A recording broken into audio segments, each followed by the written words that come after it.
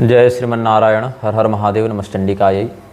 बहुत दिनों से हमारे पास बहुत से लोग विभिन्न माध्यमों से एक जिज्ञासा लेकर पहुंच रहे थे, भविष्य मालिका की क्या प्रामाणिकता है। यद्यपि हमने बहुत बार लोगों को टिप्पणी में और अपने वक्तव्यों के मध्य में भी इस बात को लेकर अपने मत को स्पष्ट किया था। म्लेच्छराज श्रृंखला में भी हमने इस विषय को बहुत ठोस रूप से कहा था कि भविष्य मालिका जैसे विषयों पर कुछ बोलना हम अपने समय का नाश करना ही समझते हैं, क्योंकि ऐसे विषय भारतीय जनमानस के लिए सदैव से एक आश्चर्य और आकर्षण का केंद्र बने हुए रहते हैं। जब से इंटरनेट और उसमें भी प्रत्येक हाथ में मोबाइल, प्रत्येक व्यक्ति के पास अपने विचारों को अभिव्यक्त करने की स्वतंत्रता एक प्रकार से उच्छृंखल रूप में बढ़ गई है, तब से इस प्रकार के अंधविश्वास और इस प्रकार के काल्पनिक बातों को प्रसारित करके लोगों का भयादोहन करना या अपना महिमामंडन करवाना एक ट्रेंड बन गया है। और इसी का दुष्परिणाम यह है कि जितने पाखंडी, जितने अशास्त्रीय अधर्म गुरु पहले नहीं बढ़े थे, उससे कहीं अधिक आज के समय में हो गए हैं। व्यभिचार और मानव तस्करी, हथियारों की तस्करी, ड्रग डीलिंग्स, पॉलिटिकल राइवलरी, दंगे, उपद्रव और असुरक्षा, ये सब इसी प्रकार के विनाशकारी आविष्कारों के उच्छृंखल उपयोग का दुष्परिणाम है। बात ऐसी है कि आप पिछली पीढ़ी का ही अध्ययन करें, बहुत अगर आगे न भी बात करें, केवल एक पीढ़ी का आप 30 से 40 वर्ष अगर आप काल मानते हैं, तो एक पीढ़ी का ही समय अगर आप देख लें, तो हम इसमें बोलेंगे 90 के दशक से अभी तक का अगर आप समय लेते हैं, तो इधर लगभग आप 35-40 साल, जो एक पीढ़ी का कार्यकाल है। इसके बाद एक नई पीढ़ी आने लग जाती है। 35 से 40 साल के बीच में एक नई पीढ़ी आ जाती है।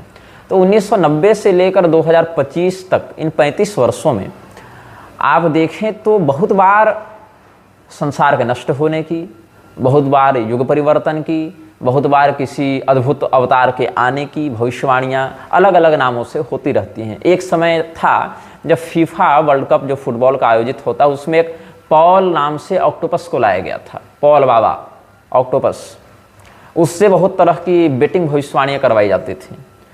एक वोंगा बाबा के नाम से एक था, एक नेत्रहीन जो कुछ बातें बताता था संकेत में, फिर उसका लोग कोड निकालते थे, उसमें थ्योरीज बनाते थे, उसके आधार पर घटनाओं को देखते थे। सबसे ज़्यादा वायरल तो नास्ट्राडामस हुआ।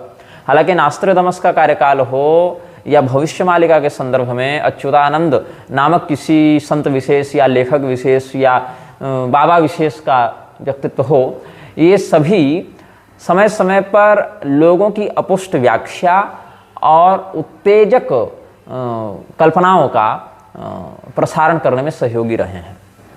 हालांकि मैं ये नहीं कहता कि पूर्णतया ऐसे लोग काल्पनिक बातें कहते आए हैं या पूर्णतया ये निराधार हैं या पूर्णतया ये उपेक्षणीय है, ऐसा मैं नहीं कहता। किंतु बात क्या है कि जिस प्रकार से इन बातों को फैलाया जाता है और जिस प्रकार से हर व्यक्ति स्वयं को इनका एक्सपर्ट बताते हुए भविष्यवाणियाँ करने लगता है, उससे परिणाम अंततः हास्यास्पद ही होता है।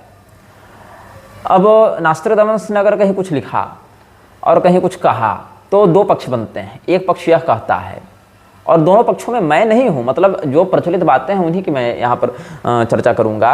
एक पक्ष यह कहता है कि नास्ट्राडामस की ये भविष्यवाणियाँ कूट भाषा में हैं, इनको सीधे सीधे स्पष्ट नहीं किया गया है। इनको समझने के लिए, इनको डिकोड करके, इनके रहस्य को, इनका तात्पर्य को समझकर व्यक्त करने के लिए जिस गहन अध्ययन और जिस दूरदर्शिता की आवश्यकता है, वो दुर्लभ है। ये पक्ष भी बनता है। दूसरा एक पक्ष यह बनता है कि लोग जो इससे आर्थिक लाभ लेना चाहते हैं या जो इस प्रकार के प्रकाशकीय व्यवसाय से जुड़े हुए हैं, चाहे वो डिजिटली हो या फिजिकली हो, वो इन बातों को हाईलाइट करके, इनका अनावश्यक महिमामंडन, इनकी दुर्व्याख्या करके लोगों के मध्य में एक उत्पात और असावधानी की स्थिति बना देते हैं। तो पिछले 35 वर्षों में ऐसी भविष्यवाणियाँ, ऐसे अद्भुत स्वयं को अवतार बताने वालों का आना, कोई यहाँ पर स्वयं को सीधे सीधे जीसस का दूसरा अवतार बता दे रहा है। ऐसे जीसस का दूसरा अवतार बताने वाले पिछले शताब्दी से भी सक्रिय थे, किंतु उनका वैसा व्यापक प्रचार नहीं हो पाया था घर घर में, जैसा सोशल मीडिया और इंटरनेट के बाद से होने लगा है। मतलब मैं प्रचार की बात करता हूँ, नास्ट्राडामस तो पहले भी था, मतलब उसका कार्यकाल तो बहुत पहले का है, लेकिन ये बातें इस प्रकार से नहीं फैल रही थी। और इसमें फिर ये कहना कि अमुक व्यक्ति अमुक देवता का अवतार है, अमुक व्यक्ति अमुक युग का परिवर्तक है। यहाँ तो हर व्यक्ति स्वयं को सीधे अब पीढ़ी की बात नहीं करता ना। अब कोई व्यक्ति, जैसे मैं बात करूँ तो स्वयं को अवतार से नीचे नहीं बताना चाहता। आप देखें गोस्वामी तुलसीदास ने स्वयं को किसका अवतार बताया, कब बताया, नहीं बताया। हालांकि संतों के मध्य उनको वाल्मीकि जी के अवतार के रूप में श्रद्धेय माना जाता है, चूँकि उन्होंने वाल्मीकि तुलसीदास कलौ देवी भविष्यति रामचंद्र कथा मेताम भाषाबद्धां करिष्यति ये सब लगाकर वो लोग कहते हैं कि गोस्वामी जी के रूप में साक्षात वाल्मीकि जी ही आए और उन्होंने श्री राम कथा को घर घर में लोक भाषा में पहुंचाया। ठीक है, यहाँ तक हम मानते हैं। लेकिन सीधे सीधे अब लोग जो अवतारवाद को इस प्रकार से थोपते जा रहे हैं, जैसे स्वामी करपात्री जी का कोई चेला उठेगा, उसने लिख दिया था कि स्वामी करपात्री जी सीधे ऋषभदेव के पुत्र स्वामी करभाजन महर्षि के अवतार थे। अभी अतिशयोक्ति है। इधर पूरी के शंकराचार्य जी अपने भ्रष्ट परिकरों को सीधे दिव्य अवतार बता देते हैं। इधर एक व्यक्ति उठकर खड़ा होता है, एक वो निर्मला माता आई थी, वो सहयोग के नाम से बहुत बाजार बनाई, वो स्वयं को जगदम्बा का अवतार बताती थी। एक करौली वाला स्वयं को पूर्ण गुरु बताता है। इधर ये कृष्णचंद्र ठाकुर करके हैं, वृंदावन में कथा इत्यादि कहा करते हैं, तो वो बागेश्वर धाम को हनुमान जी का अवतार बता रहे थे। अब इधर गोस्वामी तुलसीदास जी का अवतार मुरारी बना घूम रहा है, और फिर दूसरे लोग रामभद्राचार्य को भी तुलसीदास जी का अवतार बता रहे हैं। तो मतलब अवतार से नीचे की तो पैदाइश बंद है। अब तो जो जहाँ आ रहा है किसी न किसी का अवतार है आज के लिए। कोई युग कवि है, कोई युग पुरुष है, कोई युग चेतना उत्सर्जक है, कोई मतलब अब युग से नीचे कोई नहीं हो रहा, और ये सब इसी समय हो रहा है। ठीक है, सबका अपना कॉर्पोरेट है, सबका अपना बिजनेस है। तो मैं जानना चाहता हूँ कि जब हनुमान जी का अवतार धीरेन्द्र शास्त्री है और ये मुरारी बापू तुलसीदास का अवतार है, तो फिर गोस्वामी तुलसीदास जी को ऐसा क्या हुआ कि मुरारी के रूप में आकर उनको मुसलमानी गजल सुनने पड़ने लगी, या रामभद्राचार्य के रूप में अवतार लेकर उस व्यक्ति को मतलब दीक्षा देना पड़ रहा है धीरेन्द्र को, जो स्वयं को हनुमान जी का अवतार के रूप में कृष्णचंद्र ठाकुर से प्रोत्साहित करवाता फिर रहा है। और हनुमान जी के अवतार को क्या आवश्यकता पड़ गई अली और बजरंगबली वाले मुद्दे पर मुसलमानों से हाथ जोड़कर वीडियो बनाकर माफी मांगने की? ये भी चिंतनीय है ना। तो ये जो अतिशयोक्ति का माहौल है, अतिशयोक्ति से क्या हो रहा है, धर्म के मूल तत्वों पर आघात हो रहा है। कोई ब्रह्मर्षि बन जा रहा है, कोई महर्षि बन जा रहा है, कोई वेद ऋषि बन जा रहा है, कोई योग ऋषि बन जा रहा है, और अपने जो महामंडलेश्वर जगतगुरु पीठाधीश्वर द्वाराचार्य और पता नहीं क्या क्या हैं, वो सब के सब चापलूसी में लगे हैं, एक दूसरे की तो एक दूसरे के स्पॉन्सर नेताओं की। तो ऐसा ही हाल कुछ भविष्य मालिका का है। लोग मुझसे कहते हैं भविष्य मालिका पर आप बोलिए, और भविष्य मालिका के विषय में जिस अच्युतानंद नामक भविष्य वक्ता या संत या लेखक या कवि या जिस भी रूप में आप उस व्यक्तित्व का संज्ञान रखना चाहते हैं, लोग यह भी कहते हैं कि भविष्य मालिका में कही गई बातें समझ में आना बड़ा कठिन है, अपुष्ट हैं, और उनको सीधे सीधे डिकोड नहीं किया जा सकता। लेकिन इसी अपुष्ट बात का आश्रय लेकर काशीनाथ ने पुस्तक छाप डाली। कभी अपने लड़के को कोई कल्कि अवतार बता दे रहा है, कभी अपने भतीजे को बलराम बता दे रहा है। तो ये लोग जो कहते हैं कि इतने वर्ष में सतयुग आ जाएगा, तो मुझसे जो लोग कहते हैं आप प्रतिक्रिया दें, तो भाई ऐसा है 5-7 साल और जी लो। अगर तुम मर जाते हो 5-7 साल में, या हम मर जाते हैं 5-7 साल में, तब तो कोई दिक्कत नहीं, चलो मर गया तब क्या वापस आकर पूछना उससे। लेकिन अगर जीते रहते हैं तो देख तो लेंगे कि कौन सा सतयुग आया, कौन सा नहीं आया। तो ये प्रश्न है कि 2012 में भी तो दुनिया समाप्त हो रही थी ना। उससे पहले जब लार्ज वो क्या बनाया था ना जिनेवा में नीचे, LHC कहते थे, लार्ज हाइड्रोजन कोलाइडर या करके ऐसा कुछ बनाया था ना, जब पेपर वालों ने और टीवी वालों ने खूब चलाया था कि अब दुनिया नहीं बचेगी, अब वैज्ञानिक लोग बिग बैंग करवा के रहेंगे ये वो। उस समय भी दुनिया समाप्त हो रही थी, 2012 में भी दुनिया समाप्त हो रही थी। क्या हुआ? TRP मिली चैनल्स को, विज्ञापनों के रेट बढ़े, स्लॉट प्रीमियम क्वालिटी में नीलाम किए गए, कुछ फिल्में बन गई, कुछ सीरियल्स बन गए। उनसे किसी विशेष कॉरपोरेट सेक्टर ने किसी विशेष जेनर में कुछ कंटेंट क्रिएट करके खूब पैसा छापा, कुछ कंपनियों का प्रमोशन हो गया, कुछ इंश्योरेंसेज बढ़ गए, इतना ही हुआ। उसके बाद फिर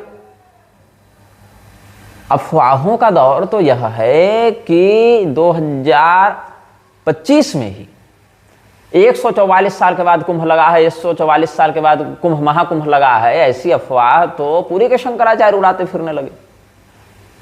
अरे भाई उनसे पूछो तो सही कि आज से ठीक 144 साल पहले कहाँ कुंभ लगा था, और अगर लगा था तो 2013 वाले को भी 144 साल पहले बाद वाला क्यों महाकुंभ बताया जा रहा था? वो तो आधिकारिक सरकारी प्रपत्र में छपा है ना। तो 2013 में जब 144 साल बाद वाला महाकुंभ लगा था तो फिर 2025 में कैसे लग गया?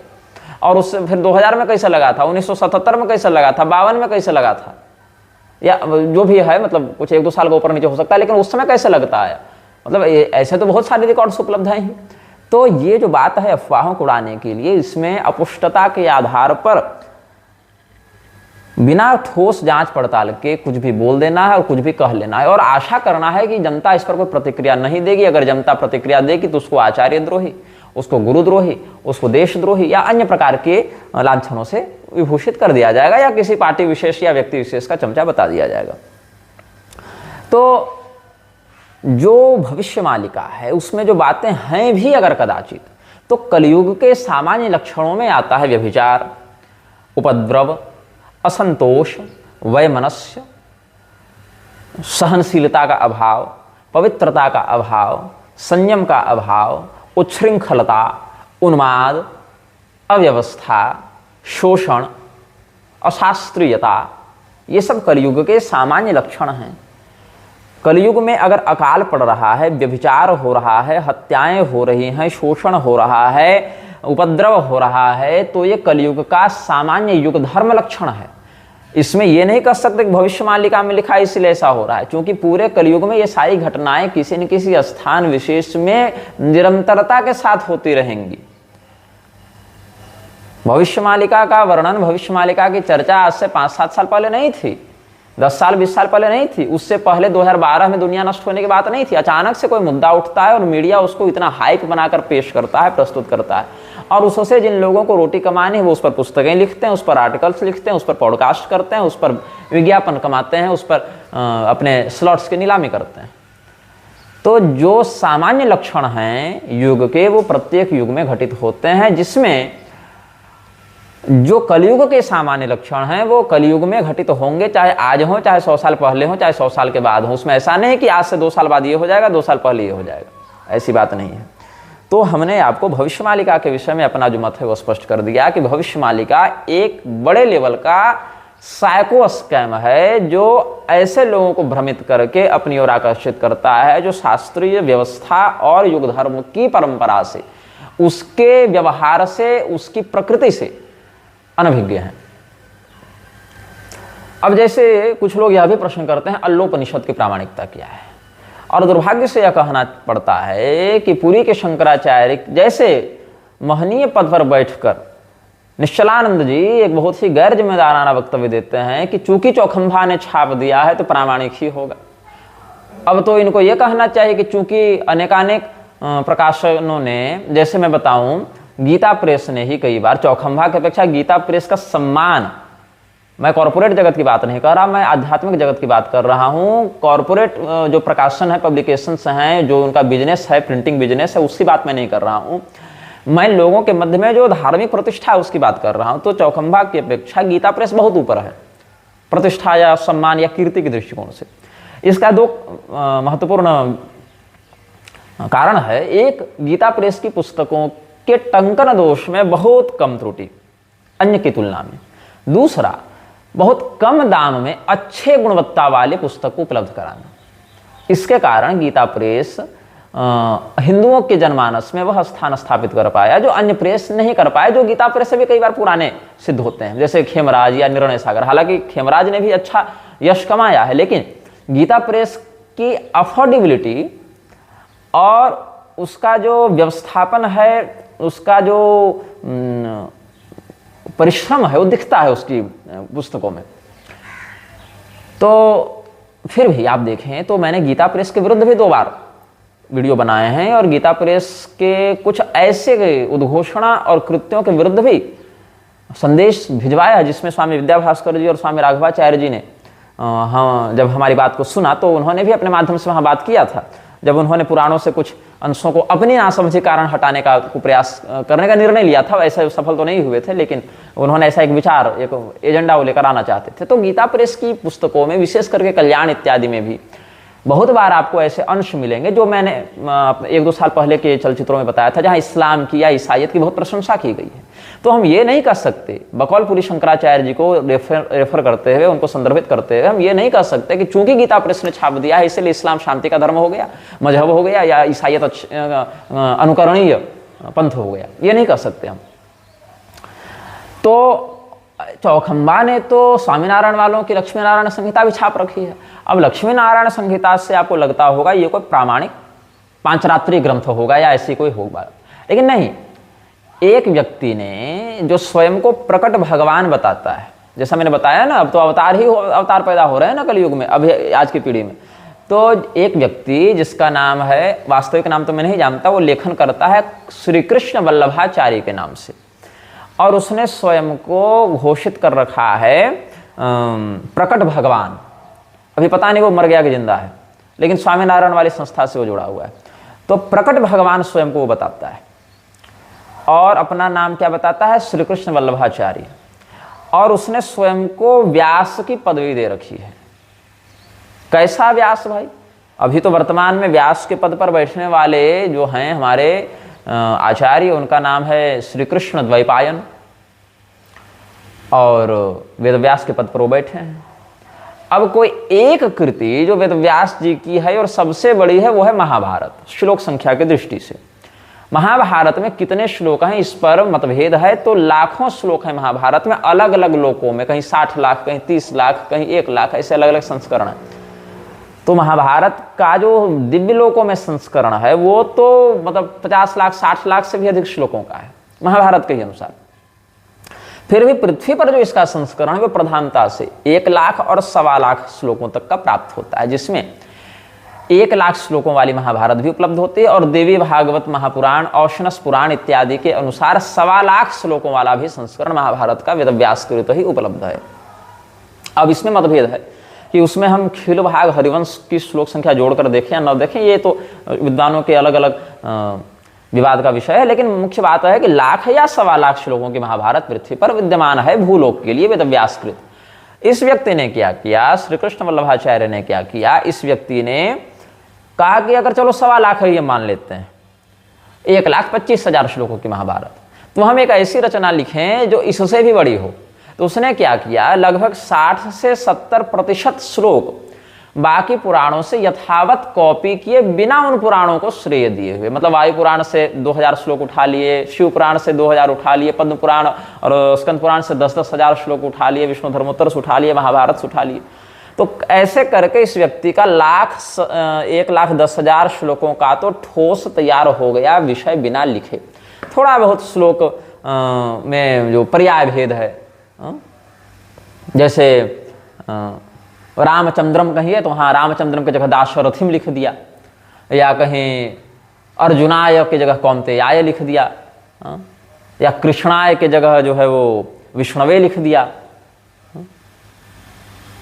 तो यार राघवेंद्र राय की जगह सीतापति लिख दिया। तो ऐसे करके श्लोकों में या तो बहुत आंशिक फेरबदल करके या बिल्कुल फेरबदल किए बिना ही पूरे के पूरे श्लोक को यथावत इसने कॉपी किया। किसने? जो स्वयं को प्रकट भगवान बताता है उस कृष्ण वल्लभाचार्य ने। और वाराणसी के बहुत से बिकाऊ धन लोलुप लोगों ने, जो बड़े बड़े डिग्री होल्डर प्रोफेसर्स हैं, इसकी प्रशंसा और चापलूसी में खूब प्रशस्तियां भी लिख कर दी। और उसमें से फिर ये PhD डिलीट वगैरह सब क्या हुआ था, तो उतना तो श्लोक निर्माण जानता ही था, तो इसने और बहुत जगह पर करीब 15-20 हजार श्लोक अपने से भी लिखे, और 1,26,000 श्लोकों की एक संहिता बनाकर धर दी, लिख दिया नाम उसका लक्ष्मी नारायण संहिता। और लक्ष्मी नारायण संहिता को 5 खंडों में इसने चौखंबा से प्रकाशित भी करवा दिया। तो क्या चौखंबा से प्रकाशित हो जाने मात्र से ये व्यक्ति प्रकट भगवान बन जाएगा, या इसके द्वारा लिखा गया जो स्वामी नारायण जो प्रपंच है वो मान्य सनातन संप्रदाय हो जाएगा? नहीं हो सकता ना। तो ऐसे ही अगर चौखंबा ने अल्लोपनिषद भी छाप दिया तो छाप देने मात्र से वह प्रामाणिक श्रुति नहीं हो जाती, पहली बात। हाँ, मुक्तिकोपनिषद की बात माने तो सहस्राधिक उपनिषद हैं, उसमें 108 प्रधान हैं। वर्तमान में उपलब्धता अगर देखें तो 200 लगभग उपनिषद प्राप्त होते हैं जो मेरे संग्रह में है, और भी किसी के पास होगा तो पता नहीं, लेकिन वो 200 हैं, जिसमें अल्लोपनिषद भी 2 प्रकार का मेरे पास उपलब्ध है। ये लोग बताते हैं अल्लोपनिषद जो है दो प्रकार का, एक तो अकबर ने लिखवाया था, कब लिखवाया था इसके विषय में मतभेद है। तो उसमें एक विद्वान का, मुझे विद्वान से तात्पर्य मैं उनको व्यक्तिगत नहीं जानता, उन्होंने लिखा है इस विषय में, क्या लिखते हैं वो, एक पुस्तक का वो हवाला देते हैं।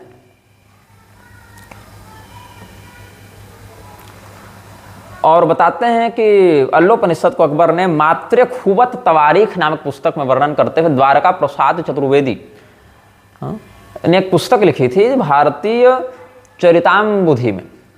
भारतीय चरिताम्बुधि में द्वारका प्रसाद चतुर्वेदी लिखते हैं, मात्र खूबत तवारीख में अल्लोपनिषद के विषय में लिखा है कि हिजरी 683 मतलब सन 1575 ईस्वी में सम्राट अकबर ने इसको लिखवाया था। क्यों लिखवाया था?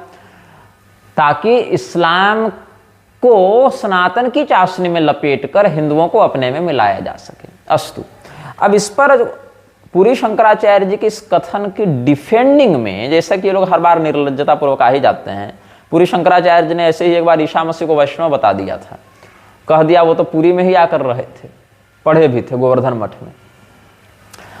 अब पुरी में ही आकर गोवर्धन मठ में वो रहे पढ़े, और ये बात केवल यही कह रहे हैं ऐसा नहीं, ये बात योगानंद भी खूब फैलाता था। और योगानंद और भारतीय कृष्ण तीर्थ जो 2 पीढ़ी पहले पुरी के शंकराचार्य हुए, वो भी इस बात को कहते थे, लेकिन कभी ये लोग गोवर्धन मठ में ईसा मसीह से जुड़े आधिकारिक प्रमाण को सार्वजनिक नहीं करते हैं।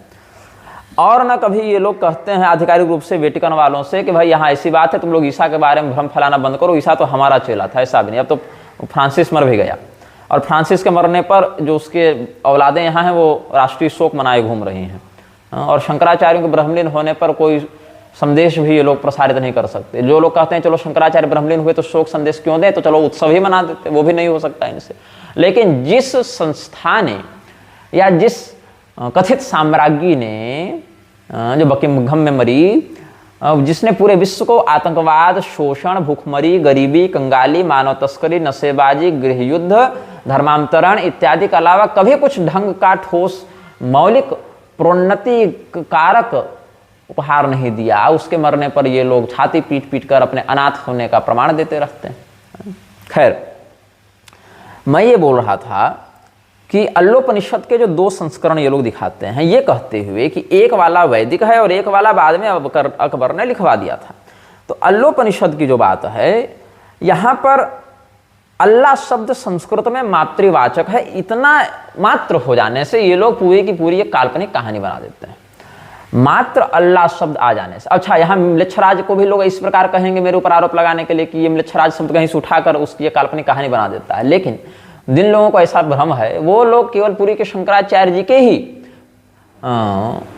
मेरे साथ द्वंद्व के कारण इस प्रकार की बातें मेरी अवमानना में कहते हैं। लेकिन जब उन्हीं के गुरु म्लेच्छराज को ब्रह्मा जी की योजना का पात्र बताकर भीषण नरसंहार भविष्य में होने वाला ऐसा कहते हैं, तो उस विषय पर न कोई ये लोग वीडियो साझा कर पाते हैं, न उस विषय पर कुछ कह पाते हैं, न उस विषय पर अपने गुरु की बात को स्वीकार करते मेरा समर्थन ही कर पाते हैं। दोगले मानसिकता वाली बात है ना।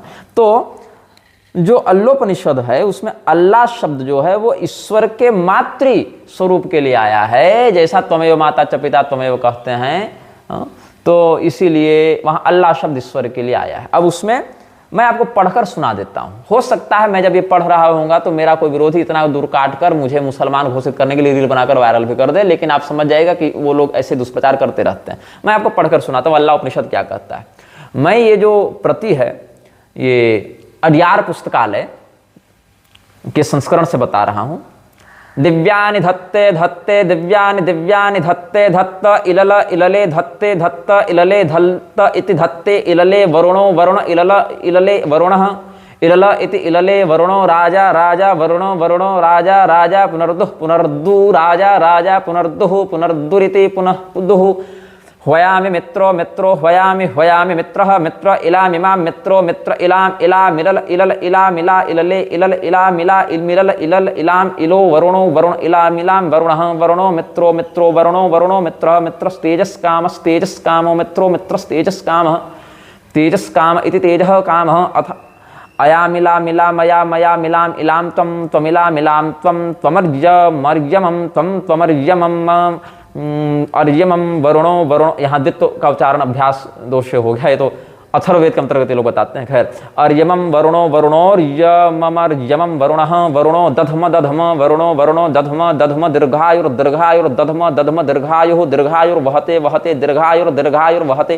दीर्घायुरिति दीर्घ आयुः वहते सुयः सुयो वहते वहते सुयः सुय इति सुयः होतारमिन्द्र इन्द्रो होतारम होतारमिन्द्र इंद्रो होतारम होतारमिन्द्र इंद्रो होतारम इंद्रो महासुरेन्द्रो महासुरेन्द्र इंद्र इंद्रो महासुरेन्द्र महासुरेन्द्र सप्तऋषयः सप्तऋषयो महासुरेन्द्रो महासुरेन्द्रः सप्तऋषयः सप्तऋषयः सम सम सप्तऋषयः सप्तऋषयः सम सप्तऋषय इति सप्तऋषयः सम संतुष्ट तुष्ट सम संतुष्ट तुष्ट देवास्तुष्ट तुष्ट देवाः देवा इति देवाः इला मिला मिला मिला मिमाम इलेलाह बरहो कबरह अकबरह इलेलाक बरहो कबरह इलेलाक बरहो अकबरह इलेलाक बरहो अकबरह इलेलाक बरहो अकबरह इलेलाक बरहो अकबरह अकबरहो स्म्यक बरहो स्म्यक बरहो स्म्यक बरहो स्म्यक बरहोस्मि। इस प्रकार से अल्लोपनिषद ये लोग लिखकर बैठे हुए हैं।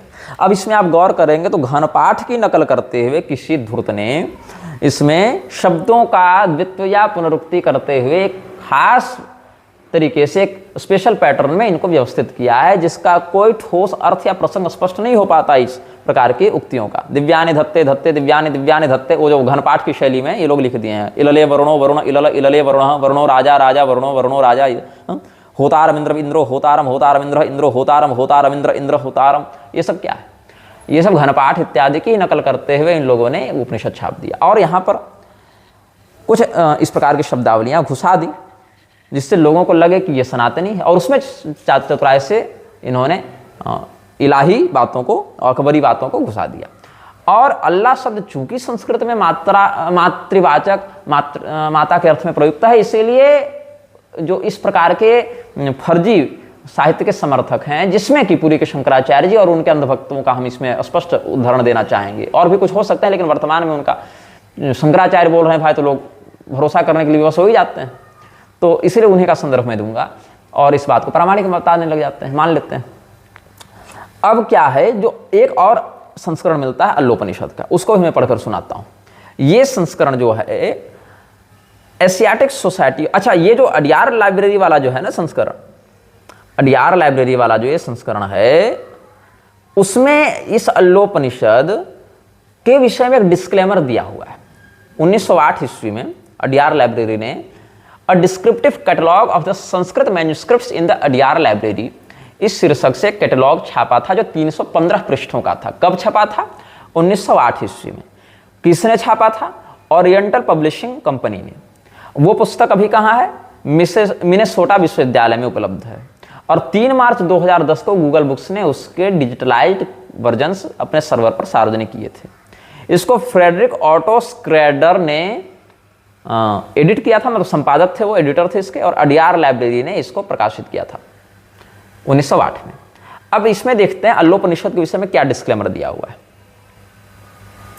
सम years ago a palm leaf manuscript of it was in the Adyar library, but it was rejected by the then librarian. This curious work, as is well known, has been composed to serve Akbar's idea of a world religion. In the south of India, it is not recognized, in spite of, or perhaps because of, the widely spread opinion that the Mohammedans are skilled in the Atharva Veda. But in the north, it is not only reckoned to the Atharva Veda, but actually recited by the Brahmins at the Vasantotsava or any occasion when selected texts of the 4 Vedas have to be read in the house of a Dvij. Of course, it is not admitted that Allah is the Mohammedan God, but the word is believed to be a synonym of Varun. मतलब अल्लाह या इला, ये सब शब्द यहाँ पर, इला शब्द पृथ्वी के लिए आया है, ये सत्य है। अल्लाह शब्द माता के लिए, ये सब शब्द है। लेकिन यहाँ पर कहा जा रहा है डिस्क्लेमर में कि उत्तर भारत में, मतलब इनका ये मानना है कि दक्षिण भारत में तो अल्लोपनिषद को प्रामाणिक मानकर लोग नहीं पढ़ते, लेकिन उत्तर भारत में अनेकानेक वसंतोत्सव आदि के अवसर पर ब्राह्मण इसका पाठ किया करते थे। यद्यपि अडियार लाइब्रेरी के इस दावे के पीछे मुझे उत्तर भारत में एक भी ऐसा वेद पाठी ब्राह्मण नहीं मिला जिसके परिवार में या जिसके गुरुकुल में अल्लोपनिषद को पढ़ाया जाता हो या उसने किसी और को पढ़ते रिसाइट करते हुए सुना हो। मेरी जानकारी में आज तक ऐसा व्यक्ति नहीं मिला जो ये दावा करे कि मैं या तो पढ़ता हूँ, मैं मतलब वो जो वेद पाठ करता है वो या तो अल्लोपनिषद पढ़ता है या उसने परंपरा से किसी को पढ़ते सुना था या कहीं ऐसी बातें उसको ज्ञात हो। मेरी जानकारी में ऐसा एक भी व्यक्ति नहीं मिला। खैर, अब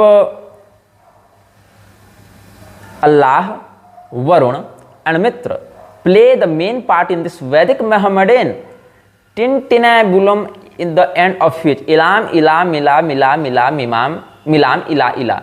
The other manuscript have Allah ilallah. It is suggests that the idea that the Vedic goddess Ida or Ila was the bridge on which Allah was introduced here.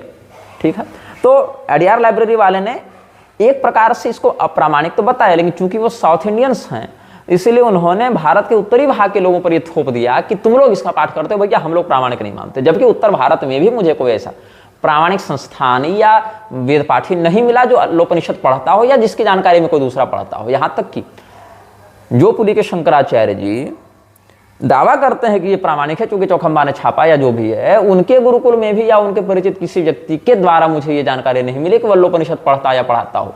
खैर, अब अल्लोपनिषद का जो दूसरा संस्करण है वो हम आपको पढ़कर बताते हैं। अच्छा, हालांकि अल्लोपनिषद की अस्वीकार्यता का एक बड़ा कारण यह भी हो गया कि अल्लाह को आप ना शरीक कर सकते हैं।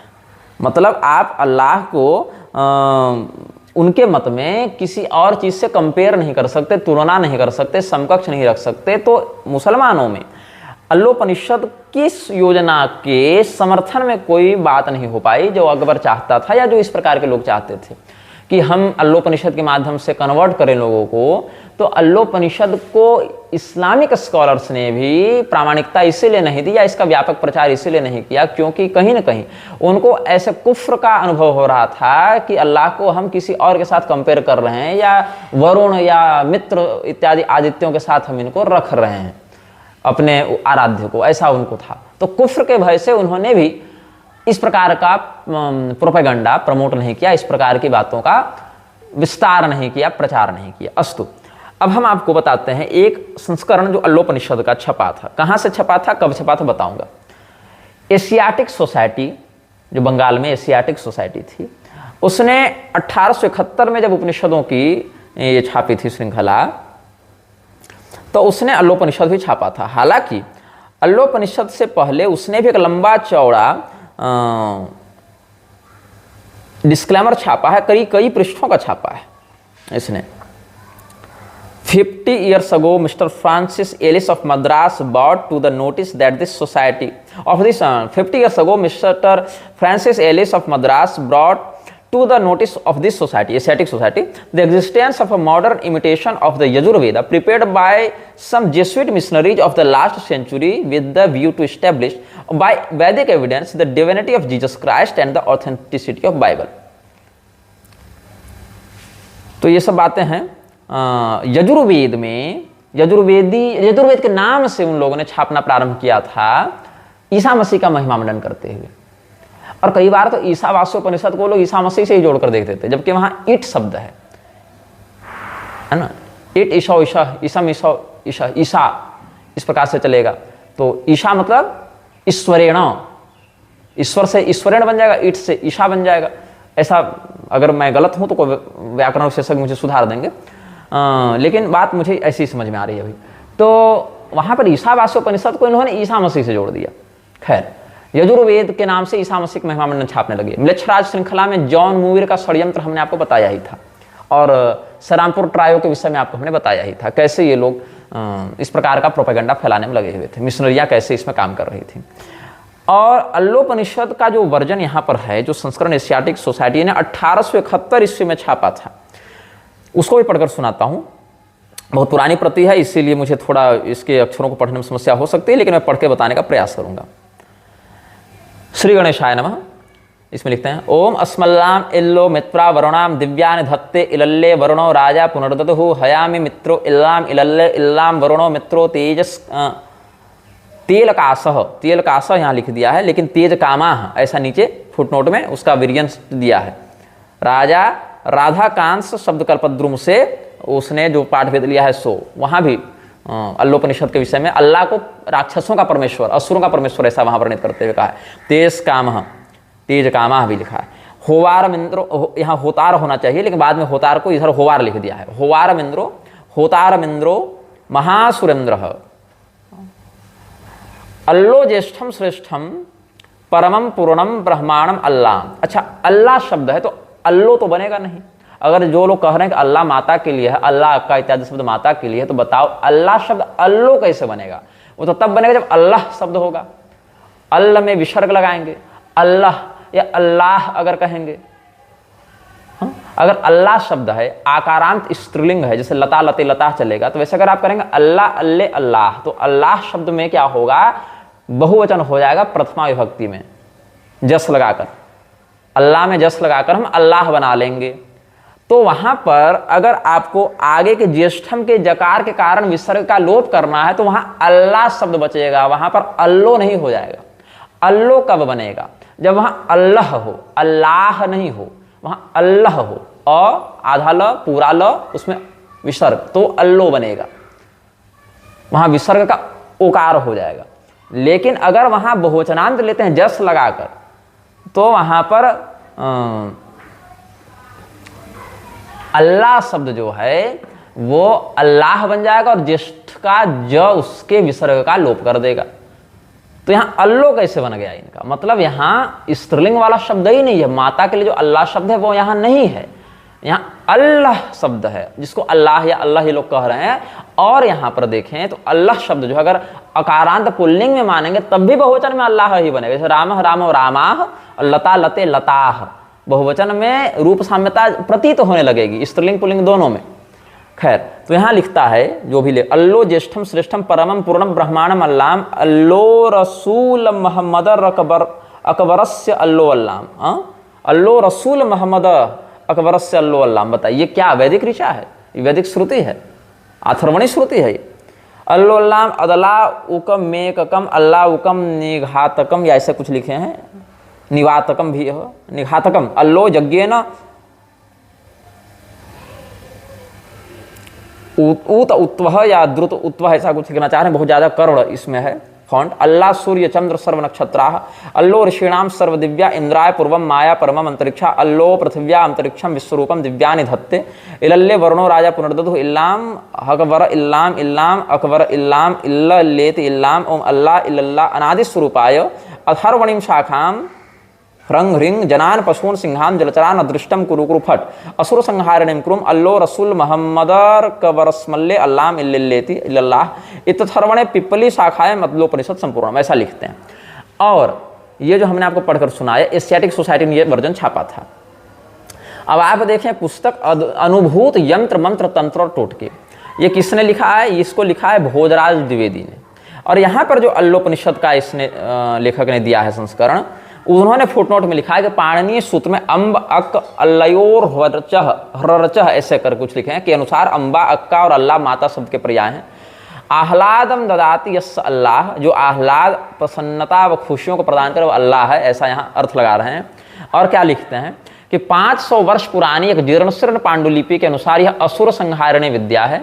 इसके नित्य पाठ करने से व्यक्ति अतुल पराक्रम को प्राप्त करता है। जिसके शरीर में शक्तिशाली मुस्लिम रूह जिन्न खबीश पीर फकीर ने प्रवेश कर लिया हो तो इस अल्लोपनिषद को सुनाते ही वह प्रसन्न हो जाता है तथा उसके शरीर को छोड़ देता है। एकांत जंगल में हिंसक जानवर शेर इत्यादि यदि दिखाई दे तो इसके पाठ करने पर वह नजरों से ओझल हो जाते हैं। अनजाने तालाब या समुद्र में मगरमच्छ या अन्य हिंसक जलचर को देखने पर इसके पाठ करने पर भी वह जलचर भी तत्काल भाग जाता है। इसके पाठ को सुनने से राक्षसों पिशाचों व हिंसक पशुओं की आसुरी शक्ति नष्ट हो जाती है। और अल्लोपनिषद में क्या लिखते हैं, इनका वाला संस्करण ही पढ़कर सुना दे रहा हूं। ये वाली पुस्तक जो है अनुभूत यंत्र मंत्र और टोटके, इसको भोजराज द्विवेदी ने लिखा है 2022 में। Diamond pocket books private limited ने इसको छापा था 8 फरवरी 2022 को। इसमें 258 पृष्ठ हैं, जिसके पृष्ठ संख्या 136 से हम बता रहे हैं। इसमें जो अल्लोपनिषद का संस्करण ये लेखक दे रहे हैं, इसमें कहते हैं, पहले तो हरिओम लिखा है इन्होंने, अस्मल्ला इल्ले मित्रा वरुण दिव्या दिव्यानि धत्ते इल्ले वरुणो राजा पुनर्दधु हवामि मित्रे इल्ला मिलल्ले इल्लाम वरुणो मित्रो तेजकामाह होतारमिंद्रो महासुरेंद्र अल्लो ज्येष्ठम श्रेष्ठम परमम पूर्णम ब्रह्मांडम अल्लाम अदल्ला मुकमेककम अल्लाम मुख निशातकम अल्लो यज्ञेन हुत हुत्वः अल्ल सूर्य चंद्र सर्व नक्षत्रः अल्लो ऋषीणाम सर्व दिव्या इंद्राय पूर्वमपा परम अंतरिक्षम विश्वरूपम दिव्यानि धत्ते इल्लल्ले वरुणो राजा पुनर्दधु इल्लाम कबर इल्लाम इल्लेति इल्लल्लाह अल्लाह इल्लल्लाह अनादि स्वरूपाय अथर्वणी शाखाम रंग हृंग जनान पशून हिंसान सिंहान जलचरान अदृष्टम कुरु कुरु फट असुर संहारण भ्रीम अल्लो रसूल मोहम्मद कवरस्य अल्लो अल्लाम इल्लम इल्लेति इल्लल्लाह अल्लाह सुक्त अथर्वणी समाप्तम शांति शांति शांति। अब इस अथर्ववेदीय, कथित अथर्ववेदीय अल्लोपनिषद को प्रामाणिक क्यों मान रहे हैं पुरी के शंकराचार्य? क्योंकि चौखंबा ने छाप दिया है। देखो, पुरी के शंकराचार्य की जीवनी से जो हमने पढ़कर बताया वो क्यों बताया? इन्हीं के चेले हमारे दिव्यानुभवों पर उपहास कर रहे थे, तो हमने बताया कि तुम्हारे गुरु क्या क्या लिख बैठे हैं। हमने जो अनुभव बताए अपने, उनमें हमने अतिशयोक्ति नहीं बताई। हम चाहते तो ये भी कह सकते थे कि पूर्व जन्म में हम ही विक्रमादित्य थे, कहने में क्या जाता है, लेकिन नहीं, हमने जो था, जितना था, जिस प्रकार की स्मृति थी उतना ही बताया कि हाँ भाई, युद्ध में हम हारे, मारे गए तो मारे गए। हम थोड़े कहेंगे कि हम चक्रवर्ती सम्राट दिग्विजय करके एकदम पूरी पृथ्वी पर हम ही शासन कर रहे थे।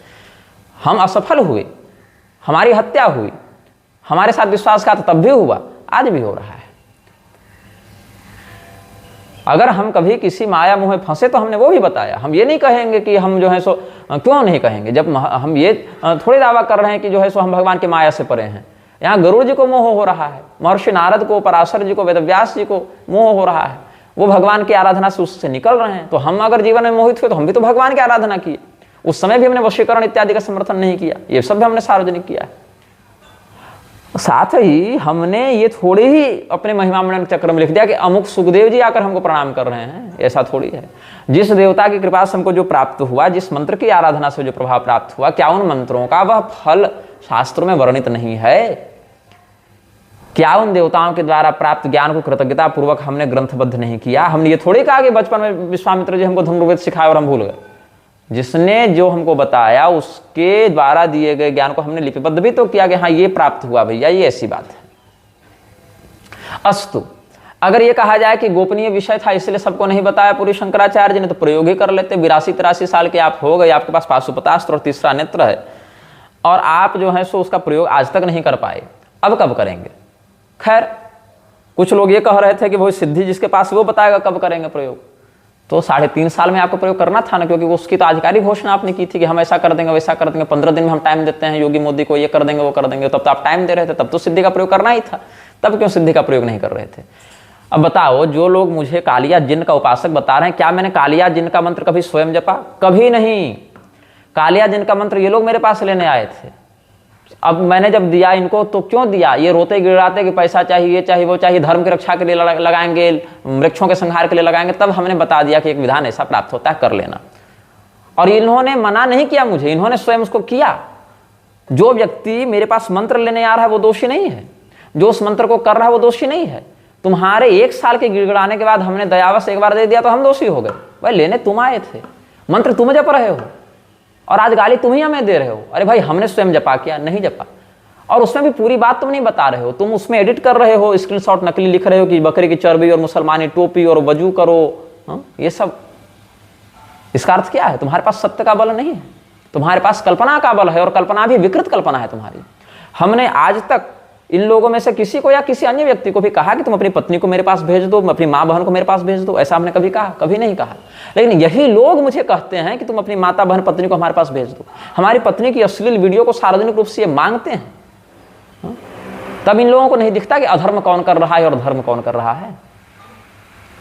ये लोग इतने बड़े निर्लज्ज हैं, नीच हैं। अच्छा, क्षितिज सोमानी हमारे पास कई बार आए हमारे कार्यक्रमों में, जहां पर हम रहते थे वहीं उनको ठहराया, जो हम खाते थे वही खिलाया, कोई भेदभाव नहीं किया कि तुम किनारे पड़े रहो। जिस गाड़ी में घूमे उसी गाड़ी में घुमाया, जो भोजन किया वही भोजन कराया, जिस जहां ठहरे वहीं ठहराया, आत्मीयता के साथ व्यवहार किया। लोगों को उदाहरण दिया कि ब्राह्मण लोग देखो शिखा सूत्र जनेऊ छोड़कर बैठे हुए, ये वैश्य वर्ण में उत्पन्न होकर इतना बढ़िया से शिखा सूत्र एक उपवित धारण करने में निष्ठा रखता है ये व्यक्ति। पुलकित शास्त्री के पास हमने ही संदर्भ देकर भेजा था क्षितिज सोमानी को। क्या हुआ परिणाम? कथित शास्त्रीयता के नाम पर ये लोग इतना नीचे उतर गए कि हमारी माता, हमारी बहन, हमारी पत्नी के विरुद्ध अब शब्दों का प्रयोग करने लगे, जबकि हमने कभी इनकी माता पत्नी को व्यक्तिगत या सार्वजनिक कभी कुछ नहीं कहा। और ना किसी को कहा कि तुम उसको जाके ऐसी गाली दो, इसको कमेंट करो, ऐसा भी नहीं कहा। आदित्य वैभव जो है, जिस मंच पर गोविंदानंद सरस्वती वाला विवाद हुआ था, उस मंच पर जब मेरी कथा हो रही तो वहां पर आदित्य वैभव भी आया था। वो हमारे ही साथ रहा, जो हम खाए वही खिलाए, जहां रुके थे वहीं रुकाए। वहां से 100 किलोमीटर दूर स्टेशन तक व्यक्तिगत उसको ट्रेन बैठाने के लिए छोड़ने गए हम व्यक्तिगत। कभी हमने उसकी माता बहन को कुछ बोला? नहीं। वो व्यक्ति हमारी पत्नी का अश्लील वीडियो मांग रहा है, हमारी माता बहन का गर्भाधान करने की बात कर रहा है, और स्वयं को शुद्ध खून का क्षत्रिय बताता है। बताओ। और उसके बाद लोग हमको गालीबाज कहते हैं, हमको मनोरोगी कहते हैं। मतलब ये बात मान लो कि अगर हम बाइपोलर पुस्तक लिख रहे हैं तो ये लोग उसके आधार पर मुझे मनोरोगी मान रहे हैं, लेकिन मैं निग्रह प्रवेशिका लिख रहा हूं तो मुझे निग्रहाचार्य नहीं मानेंगे। मतलब सोचो कि ये लोग जिसको पागल मान रहे हैं उसके द्वारा लिखी गई उस पुस्तक को जहां पर वो दिखा सकते हैं कि पागल है वो प्रामाणिक हो जाती है, और उसी के द्वारा लिखी अन्य पुस्तक इनके लिए अप्रामाणिक हो जाती है। अद्भुत बात। मतलब एक पागल इनके लिए इतना बड़ा पागल है कि वो खुद के पागलपन पर खुद से ही पुस्तक लिख ले रहा है और उसको ही प्रामाणिक मान रहे हैं। हाँ, लेकिन उसी के द्वारा लिखी अन्य पुस्तक या अन्य बातों को प्रामाणिक नहीं मान रहे हैं क्योंकि वहां टीआरपी नहीं है। ये लोग जो मुझे मां बहन की गालियां दे रहे हैं, मेरे माता बहन पत्नी का बलात्कार करने की बात कर रहे हैं, ये लोग इतने नीचे गिर गए हैं कि अच्छा, एक व्यक्ति कह रहा था कि निग्रहाचार्य तो राघवाचार्य जी के पास पैसा मांगने गया था इलाज के लिए। बिल्कुल नहीं, राघवाचार्य जी से हमने एक पैसा कभी नहीं मांगा, मैंने एक आध्यात्मिक सहयोग या आर्थिक सहयोग कभी नहीं मांगा। बल्कि रिसेंट घटना अगर देखी जाए तो स्वामी राघवाचार्य जी ने ही हमको मैसेज किया था कि उनका कोई शिष्य मुस्लिम प्रेत से पीड़ित था। तब मैंने कहा कि देखिए ऐसा है कि कामाख्या में कामेश्वरानंदनाथ जी हैं, उनसे मिल लीजिए एक बार। और कामेश्वरानंदनाथ जी के एक शिष्य ऋषभ का हमने नंबर दे दिया, तो कामेश्वरानंदनाथ जी से मिला वो व्यक्ति। कितना लाभ हुआ नहीं हुआ पता नहीं, लेकिन धूमावती मंदिर में जाकर क्षितिज सोमानी और ऋषभ उसका प्रेत झाड़ने में लगे थे, उसका मुसलमान प्रेत का जो उसको हावी हुआ था। ये मतलब 1 महीना पुरानी बात भी नहीं ये बात। और वही ऋषभ जब हमको मिलते थे कामाख्या में तो दंडवत प्रणाम करते थे, और जितनी बार भी समस्या में घिरे, संकट में घिरे, वो ऋषभ जो हैं सो हमारे ही पास आते थे। और बाद में वही ऋषभ के मित्रगण बता रहे हैं कि ऋषभ तो आपके विषय में ये अफवाह उड़ा रहे हैं, ये अफवाह उड़ा रहे हैं, ये अफवाह उड़ा रहे हैं। बताइए, हमने ऋषभ के विषय में कभी कुछ व्यक्तिगत कहा, सार्वजनिक कहा, कुछ उस व्यक्ति का तिरस्कार किया? कभी नहीं। हम अस्वस्थ थे तब भी वो व्यक्ति मिलने आया तो उसके लिए अपना समय छोड़कर उसके लिए सहयोग किए, मार्गदर्शन दिए। लेकिन अंत में क्या हुआ? विश्वासघात के अलावा हमको क्या मिला? क्षितिज सोमानी ने विश्वासघात किया, प्रसून मिश्र ने विश्वासघात किया, ऋषभ ने विश्वासघात किया। सूची बहुत लंबी है। और वो ऋषभ और क्षितिज कर क्या रहे थे? प्रेत सिद्धि तो कर रहे थे, करवा रहे थे एक दूसरे को भूतनाथ के श्मशान में। हम तो भूतनाथ के श्मशान में जाकर प्रेत सिद्ध करने बैठे नहीं थे, यही लोग गए थे, बैठ रहे थे। क्षितिज नहीं गए थे, शायद ऋषभ तो जा ही रहे थे। उनकी माला टूट गई तो वो बोले कि हम प्रेत जप रहे थे, माला टूट गई तो आप इसका पुनः शोधन करके प्रतिष्ठा करने का अनुग्रह करें। बताइए।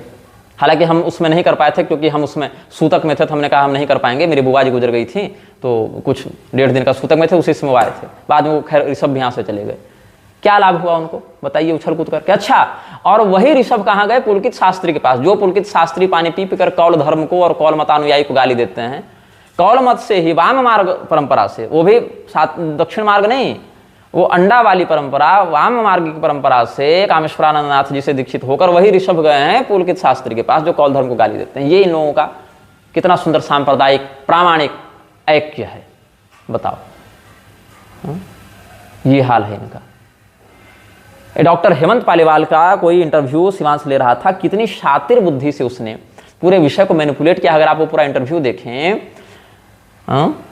उस इंटरव्यू में पहले उसने मेरा स्नैप लगाया, मेरा वीडियो लगाया ये कहकर कि मैं जब हाँ युगपवित्र से शपथ करके बता रहा हूँ, और बाद में वो पर्चा दिखाया जो मैंने ही सार्वजनिक किया था। अच्छा बताओ, उस पर्चे में मेरा नाम तो नहीं था, ब्रजेश पाठक जी का नाम था। मैं कह सकता था कि ब्रजेश पाठक जी ने चिकित्सा ली है, मैंने नहीं ली है क्योंकि पर्चा में मेरा नाम भी नहीं था। लेकिन सोचो, अगर मैं सत्य को स्वीकार करने और सत्य बोलने का पक्षधर नहीं होता तो मैं स्वयं क्यों कहता कि पर्चे में भले ब्रजेश जी का नाम लिखा हुआ है लेकिन इलाज मैंने लिया था, चूंकि मैं कोरोना से ग्रस्त था और ब्रजेश जी हमारे सेवा में थे, वो हमारी देख रेख कर रहे थे, हमारा ध्यान रख रहे थे, तो उन्हीं के नाम से पर्ची उन्होंने काट दी थी। मैं कह सकता था ना कि पर्ची मेरा नाम थोड़ी है, लेकिन मैं सत्य बोल रहा था। इसे मैंने बताया कि पर्ची में नाम उनका है लेकिन चिकित्सा मैंने ही ली थी। और दीनदयाल मणि त्रिपाठी जी ने हेमंत पालीवाल से वो पर्ची मुझे दिलवाई थी, क्योंकि मेरे पास हेमंत पालीवाल का नंबर भी नहीं था। और एक आंतरिक बात तो यह है कि मैं उनसे चिकित्सा लेना भी नहीं चाह रहा था, लेकिन दीनदयाल मणि त्रिपाठी जी जो हैं, लखनऊ में ही वो रहते हैं आचार्य जी, उन्होंने ही कहा कि भाई चिकित्सा लेनी है, और वो चिकित्सक हैं, विशेषज्ञ हैं, और वो तो ऐसी सबको प्रिस्क्रिप्शन दे रहे हैं, तो लेने में क्या समस्या है। तो मैंने कहा ठीक है। और फिर ब्रजेश पाठक जी के नाम से उन्होंने पर्ची कटवाकर मुझे वो दवा दिलवाई थी। ये शिवांश जोधपुर जाकर इंटरव्यू ले सकता है, ये लखनऊ में शुचिव्रत मिश्र से नहीं पूछ सकता कि पूरी मठ में क्या कुकर्म चलता है और निर्विकल्पानंद का चरित्र कैसा है। ये लखनऊ में ही दीनदयाल मणि त्रिपाठी जी से नहीं पूछ सकता है कि मैंने किस बात की चिकित्सा ली थी हेमंत पालीवाल से। और हेमंत पालीवाल के मन में हमारे प्रति पहले से वैमनस्य था, वो उसी दल के, प्रोफेसर वाले ही दल के थे वो, या हैं। तो हेमंत पालीवाल कितनी चतुराई से, कितनी शातिरता और कितनी शैतानियत से ये कह रहे हैं कि ये सब रहस्यमय विषय है, मैं नहीं बताऊंगा अपने मरीज की डिस्क्लोज। अरे भाई, आपको मरीज का नाम नहीं पूछा जा रहा है, मरीज की इंफॉर्मेशन डिस्क्लोज जहां नहीं की जाती, मेडिकल एथिक्स जिसको आप नाम दे रहे हैं ना, वहां क्या है? अगर कोई व्यक्ति आकर आपसे पूछे कि देवदत्त नामक व्यक्ति ने आपसे इस बात की चिकित्सा कराई कि नहीं कराई, और अगर देवदत्त ने चिकित्सा करवाई है तो आप वहां नहीं बताएंगे उसका नाम, कह देंगे मैं इस विषय में नहीं बोलना चाहता। लेकिन अगर कराई ही नहीं तब तो आप बोलिएगा ना कि भाई इस प्रकार की कोई चिकित्सा नहीं ली है, तब कौन सा मेडिकल एथिक्स आपका आ रहा है? मैं तो चैलेंज करता हूं हेमंत पालीवाल को या शिवांश को कि आप बताएं स्पष्ट बोलकर कि श्री भागवतानंद गुरु या निग्रहाचार्य या इस शकल वाले व्यक्ति ने क्या कभी ऑनलाइन, ऑफलाइन, व्यक्तिगत या परोक्ष किसी माध्यम से आपसे यौन चिकित्सा ली है क्या? इसमें मैं खुद डिमांड कर रहा हूं। अब तो मेडिकल एथिक्स नहीं आएगा ना। मेडिकल एथिक्स क्या है कि मरीज की जानकारी अनुमति सम्मति के बिना आप डिस्क्लोज नहीं कर सकते। लेकिन मैं, जो मेरा नाम यहां पर आया, मैं स्वयं आपको कहता हूं, मैं डिमांड करता हूं, आप चिकित्सक रहे हैं हमारे ना कोरोना वाले विषय में, तो मैं डिमांड करता हूं आपसे कि आप बताएं कि क्या मैंने आपसे यौन चिकित्सा किसी भी रूप में ऑनलाइन, ऑफलाइन जाकर, बिना गए, फोन करके, फोन करवा के, मैसेज करके, मैसेज करवा के, ईमेल करके, ईमेल करवा के, चिट्ठी लिखकर, चिट्ठी लिखवा के, किसी भी प्रकार से मैंने आपसे क्या यौन चिकित्सा या हस्तमैथुन के लत से, कथित लत से छूटने की चिकित्सा ली है? बोलिए, बोलिए ना, प्रमाण सार्वजनिक कीजिए उसके आप। तो इन लोगों ने क्या किया, बहुत सुंदर फ्रेम बनाया। पहले मेरा छोटा सा वीडियो क्लिप लगाया, फिर वो पर्ची लगाई और फिर पूछा कि क्या ये पर्ची सही है? तो उन्होंने कहा हाँ सही है। अब पर्ची तो सही है, पर्ची किसकी है? कोरोना के इलाज की पर्ची है, सर्दी खांसी बुखार की पर्ची है। तो लोगों के मन में क्या साइकोलॉजिकल इफेक्ट पड़ा कि हाँ पर्ची सही है, मतलब ये डॉक्टर कॉन्टेक्ट में है। फिर पूरी 15-20 मिनट चर्चा हो गई हस्तमैथुन पर, और फिर 19 मिनट के आसपास एक प्रश्न ये किया जाता है कि अच्छा ये बताइए, जो विवाद जिसके कारण हम आए हैं, तो क्या भागवतानंद ने कभी हस्तमैथुन की चिकित्सा ली? तो ये व्यक्ति सीधे सीधे कह सकता था, यहाँ पे मेडिकल एथिक्स की कोई बात नहीं, क्योंकि हमने इलाज कराया ही नहीं है ऐसा कुछ, तो सीधे कहते थे कि नहीं, नहीं ली है चिकित्सा। लेकिन क्या है कि हेमंत पालीवाल के हृदय में भी जो कपट था, उन्होंने क्या कहते हैं, रहस्यमय विषय। इसमें क्या रहस्य है भाई? मैंने कोई चिकित्सा ली ही नहीं, तो इसमें रहस्यमय विषय क्या हो गया? और अगर कोई रहस्यमय विषय है, जैसा कि शिवांश दावा कर रहा था कि ऑफ कैमरा उन्होंने बहुत से प्रमाण दिखाए, तो मैं डिमांड करता हूं कि मुझे वो प्रमाण दिए जाएं। मुझे वो प्रमाण मेल करो, मुझे व्हाट्सअप करो, या खुद उस प्रमाण को वीडियो बनाकर सार्वजनिक करो। मैं हेमंत पालीवाल के ऊपर कोई मेडिकल एथिक्स का केस नहीं करूंगा अगर वो वास्तविक, अनफिल्टर्ड, अनएडिटेड प्रमाणों को सार्वजनिक करते हैं, तो जो वास्तविक हो, जिसके आधार पर यह सिद्ध हो कि मैंने परोक्ष या प्रत्यक्ष उनसे हस्तमैथुन या किसी भी प्रकार के यौन रोग की चिकित्सा ली हो, तो हेमंत पालीवाल उसको सार्वजनिक करें। इसमें मेडिकल एथिक्स की कोई बात नहीं, क्योंकि मैं खुद डिमांड कर रहा हूं। अब इसमें आपकी गोपनीयता की शपथ भंग नहीं होगी। और अगर ऐसा नहीं है तो आप यथाशीघ्र, 1-2 दिन के अंदर ही, बल्कि यथाशीघ्र आप एक वीडियो, स्पष्ट वक्तव्य सार्वजनिक रूप से कहें कि भागवतानंद ने मुझसे किसी प्रकार की यौन चिकित्सा किसी भी समय में, किसी भी माध्यम से नहीं ली। ऐसा ही कहते हैं, एक पंक्ति कहने में क्या जाता है। लेकिन आप क्या किए? धिक्कार है आपके वैद्य होने पर कि मैंने आपको अपने विपक्ष में जानकर भी दूर से आपने वही प्रिस्क्रिप्शन हमको दिया जो सबको दे रहे थे। हम चाहते तो वही प्रिस्क्रिप्शन किसी और के नाम से लेकर चिकित्सा लेकर चुप रह सकते, लेकिन मैंने आपको धन्यवाद दिया कि आपने मेरी चिकित्सा की। और भी 50 लोगों ने सहयोग किया, तो उनको भी हमने धन्यवाद दिया। मैंने आपके प्रति कृतज्ञता व्यक्त की कि हाँ आपने मेरी सहायता की, जबकि उस पर्ची पर मेरा नाम नहीं था, फिर भी मैंने आपको क्रेडिट दिया, श्रेय दिया, क्योंकि मैं सत्य का पक्षधर हूं। मैंने बताया कि हाँ आपने मेरी चिकित्सा की। और आप इतने बड़े निर्लज्ज, धिक्कार है आपके वैद्य होने पर कि आप कह रहे रहस्यमय विषय, हम ऐसी बातें सार्वजनिक नहीं कर सकते। बहुत कुछ बातें, क्या बहुत कुछ बातें हैं? बताइए तो कौन सी बातें हैं? एक व्यक्ति जिसके प्रति आपके मन में सदैव से द्वेष और कपट भरा रहा, जिसके कारण त्रिपाठी जी को मेरा वास्तविक नाम परिचय बताए बिना ब्रजेश पाठक भैया के नाम से पर्ची कटवाकर मेरी चिकित्सा करवानी पड़ी।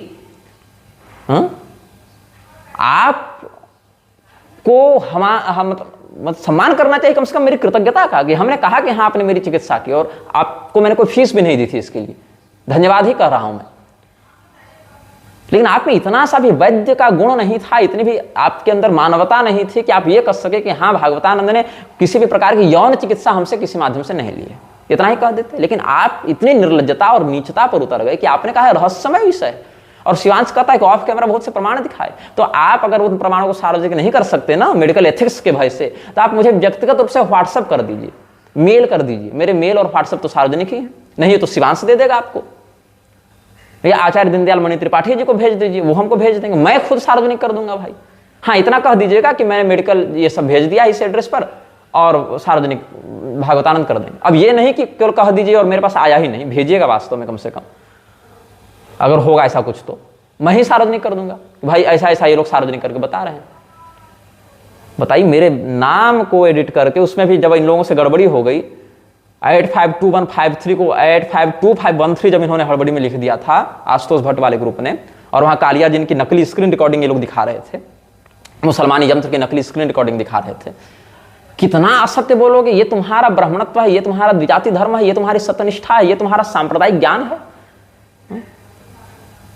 8 साल पहले हमने स्वयं वेदव्यास को गाली सुनते देखकर, अपने आप को 7-8 दिन तक मां बहन की गालियां पाते देखकर 1-2 गालियां किसी को दी, उसका स्क्रीनशॉट तुम लोग आज तक फैला रहे हो, और मुझे रोज गालियां मिल रही, मेरे माता बहन के साथ संभोग करने की बात की जा रही है जो कि मैंने कभी नहीं कहा। मेरी पत्नी के अश्लील वीडियो की डिमांड कर रहे हैं ये निर्लज्ज, पशुओं श्रवण करवाते हुए। इस नीचता, ये मनोरोग है ना इनका, ये मनोरोगी मानसिकता है इनकी ना। पुरी के शंकराचार्य मुसलमान के घर जाते हैं, हाँ गुरुदेव की लीला है, गुरुदेव कृपा निधान है। पुरी के शंकराचार्य रामदेव पीर की समाधि पर भी जाते हैं, गुरुदेव की लीला है, गुरुदेव की कृपा है। पुरी के शंकराचार्य वंचित मुसलमानों को हक दिलाने की बात करते हैं, हाँ गुरुदेव की कृपा है, गुरुदेव की लीला है। पुरी के शंकराचार्य कुंभ में मुसलमानों को रहीम और कलाम कोटी के अंतर्गत लाने का आह्वान करते हैं, गुरुदेव की कृपा है, गुरुदेव की लीला है। पुरी के शंकराचार्य जेल में बंद मुसलमानों का सहयोग हिंदू राष्ट्र में लेने की बात करते हैं, हाँ गुरुदेव कृपा है, गुरुदेव की लीला है। पुरी के शंकराचार्य ईसा मसीह को वैष्णव बताए घूम रहे हैं, हाँ गुरुदेव कृपा है, गुरुदेव की लीला है। पुरी के शंकराचार्य अल्लोपनिषद को प्रामाणिक बताते फिर रहे हैं, हाँ गुरुदेव कृपा है, गुरुदेव की लीला है। यहां कोई चर्चा नहीं, कोई सुनवाई नहीं। हमने, जिसने खुद कालिया जिनकी साधना की भी नहीं, इन लोगों को इनके गिड़गिड़ाने पर दी और इन्होंने खुद की, वहां दोषी कौन हो गए? हम हो गए। वाह, कुंभ में मुसलमानों को बुलाने की बात करें पुरी शंकराचार्य, विरोध करें हम, और मुसलमानों का हितैषी हो गए हम, और पुरी शंकराचार्य हो गए कट्टर सनातनी। अद्भुत, क्या गजब चरस फूकी जा रही है गुरु भक्ति और सांप्रदायिकता के नाम पर। बताओ, इस नीचता पर ये लोग उतर जाएंगे, इसकी हमने सच में कल्पना नहीं की थी। मतलब ये तो, मतलब इस नीचता पर तो शायद मुसलमान भी कभी ना उतर पाए, या ईसाई भी ना उतर पाए, जिस नीचता पर ये लोग उतर गए। फर्जी स्क्रीनशॉट फैलाना, फर्जी रिकॉर्डिंग फैलाना, फर्जी बातों को प्रसारित करना। हमने जो पर्ची सार्वजनिक की उससे एक रेफरेंस जोड़ दिया कि हेमंत पालीवाल से हमने चिकित्सा करवाई, कोरोना की करवाई, इस विषय को पूरा गोल कर दिया गया, पूरा विषय हस्तमैथुन पर डाल दिया गया। और ये निर्लज्ज पूछता है कि भागवतानंद ने ली कि नहीं चिकित्सा, तो हेमंत पालीवाल क्या कहते हैं, है रहस्यमय विषय, हम क्यों बताएं? अरे भैया, तो हमको बता दो रहस्यमय विषय, हम खुद डिमांड कर रहे हैं सार्वजनिक करो, क्या रहस्यमय है इसमें? कब चिकित्सा ली, कैसे ली, बताओ तो जरा। वैदिक धर्म की शपथ है, तुम्हें सार्वजनिक तो करो तुम। धन्वंतरी भगवान की शपथ है, तुम्हें सार्वजनिक तो करो तुम, कि तुमने कब चिकित्सा की थी हमारी। ये सारे नालायक जो हैं, विश्वासघाती, दोगली मानसिकता के ब्राह्मणाधम, चाहे हेमंत पालीवाल हो, चाहे शिवांश हो, चाहे उधर सदानंद आश्रम वाले रामशंकर शुक्ल हो। रामशंकर जी से तो हम व्यक्तिगत बात करेंगे, जाकर उनके आश्रम में अगर समय मिला तो, निग्रह प्रवेशिका छप जावे, फिर अगर समय मिला तो उनके पास जाकर हाथ हाथ देकर उनकी आंखों में आंखें डालकर हम देखते हैं कि उनकी आंखों में विश्वसनीयता और लज्जा कितनी बची है अपने बयान से पलटने के बाद। ये मतलब अस्तर हो गया इनका। एक व्यक्ति कह रहा है कोई कमेंट में कि आदित्य वैभव सिंह से बात करो। क्या बात करो? आदित्य वैभव को हमने कभी कोई गाली नहीं दी, उसको मछली खाना था, हिरण मका शिकार करके खाना था। वो अपने मांसाहार, अपनी मुर्दाखोरी के चक्कर में सोमानी के गैंग से जाकर मिला है, और हमने उसके मांसाहार का विरोध किया था, तो वो मेरी माता बहन और पत्नी को अपमानित करके उनके साथ यौन संबंध बनाने की बात कर रहा है। उस व्यक्ति के साथ ही लोग बात करेंगे ताकि हमारे विरुद्ध और षड्यंत्र किया जा सके।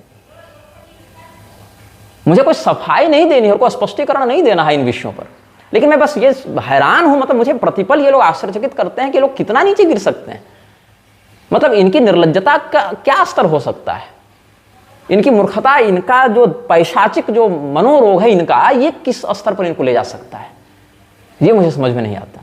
कि एक व्यक्ति के निजी द्वेष के चक्कर में ये असत्य भाषण और निर्लज्जता के किस स्तर पर जा सकते हैं। हाँ, तुम करो मेरा विरोध, लेकिन उसमें सत्य के आश्रय से करो। तुम मेरा विरोध करो, मैं नहीं कहता कि मत करो।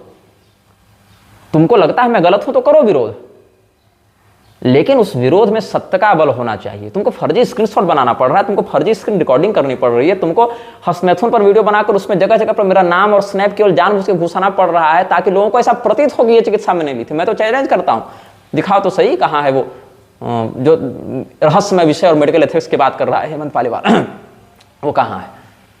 और मैं तो चाहता हूं कि मैं तो यही कहूंगा कि नैतिकता ये कहती है कि आचार्य दीनदयाल मणि त्रिपाठी जी को भी इसमें थोड़ा ही सही, लघु ही सही, लेकिन कहना चाहिए कि नहीं ये असत्य है। वो कोरोना की चिकित्सा थी और इन्होंने ही करवाई थी, नहीं तो हेमंत पालीवाल का ये विषय ही नहीं उठता। मैंने तो मना भी किया था चिकित्सा के लिए कि वहां से कैसे चिकित्सा हो पाएगी, वो तो सद्भाव नहीं रखते हमारे प्रति। तब इन्होंने कहा था अरे थोड़ा सा वो सबको ही प्रिस्क्रिप्शन दे रहे हैं, लेने में क्या समस्या है। तो आपने वो चिकित्सा करवाई, इसीलिए सारा विवाद इन्होंने मैनिपुलेट करके दिया और हमको बार बार इस प्रकार से तिरस्कृत किया जाता है। तो आपकी भी नैतिक जिम्मेदारी बनती है कि इसमें सत्य को प्रकाशित करें, क्योंकि आपने वो नहीं करवाया होता तो भी मेरी चिकित्सा तो चल ही रही थी किसी न किसी माध्यम से, और हेमंत पालीवाल के साथ चिकित्सकीय रूप से मेरा नाम भी नहीं जुड़ता। लेकिन ठीक है, कोई व्यक्ति विवाद में नहीं पढ़ना चाहता, नहीं आना चाहता, तो उसको हम जोर जबरदस्ती से नहीं कर सकते किसी भी व्यक्ति को, लेकिन नैतिकता तो इतनी होनी चाहिए मानवीय आधार पर। तो जो भी व्यक्ति ये फ्रेमिंग कर रहे हैं मुझे मनोरोगी, यौन रोगी, तो क्या न क्या पता, कोई कहता है कि इसका माथा काटने पर 11 लाख का इनाम देंगे, ये मुसलमान है। अब बताओ कोई मुझे मुसलमान समझकर 11 माथा काट दे, उसको 11 लाख मिल जावे, ऐसी घोषणाएं लोग कर रहे हैं। मतलब चाहे हत्या करवा दो, चाहे माता बहन का बलात्कार करवा दो, चाहे नकली स्क्रीन रिकॉर्डिंग लानी पड़े, नकली नंबर से खुद से सेव करके नकली स्क्रीनशॉट्स देना पड़े, या काल्पनिक बातों को जोड़ तोड़ कर वहां पर बताना पड़े, ये लोग किसी भी नीचे तक गिर सकते हैं। मतलब मैं तो अब ये सोच रहा हूं कि अगर कल को ये लोग स्वयं से अपनी माता का बलात्कार करके आ जावे और कह दें कि मेरी माता का निग्रहाचार्य ने बलात्कार कर दिया, तब भी मुझे अब आश्चर्य नहीं होगा इनकी नीचता को देखते हुए। अब मुझे आश्चर्य नहीं होगा। मतलब इस स्तर पर ये गिर चुके हैं। ये पूरा का जो गिरोह है ये उसी भविष्यवाणी को चरितार्थ कर रहा है जो कहता है शंकराचार्य परंपरा लुप्त होगी।